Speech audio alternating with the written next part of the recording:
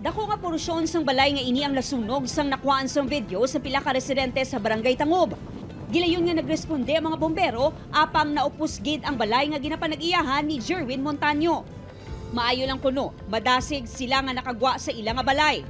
Pag ondo naman nakabatsag na kung daw may gahuni. Do hangin man lang.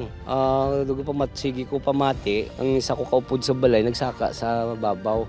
Dito yan ang discovery nga gakalayo, nakagrabe na ang aso. Gintungod sang BFP nga sa ikaduha nga padalgan naghalin ang kalayo. Na-found out na may wiretapping between two neighboring houses, ma'am. Nag-overheat. Nagbilin sa masobra 1 million pesos nga danyo sang sunog. Sa Barangay Rizal, Silay City, nasunog man ang isa ka balay nga ginapanag-iyahan sa pamilya Lucero. Bangod human sa light materials, madasig na naglapta ang kalayo sa iban pa nga parte sang balay. Naglabot sa masobra 80,000 pesos ang danyos. Pag-abot na mo na datang balay naman, ano lang kayo din, gumay na lang. Mali, ano pa ma'am, under investigation pa.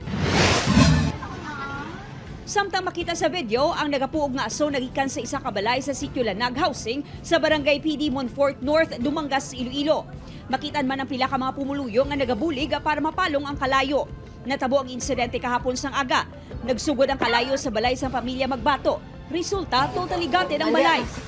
Nalabot man sa kalayong kusina sa katupad sini nga balay.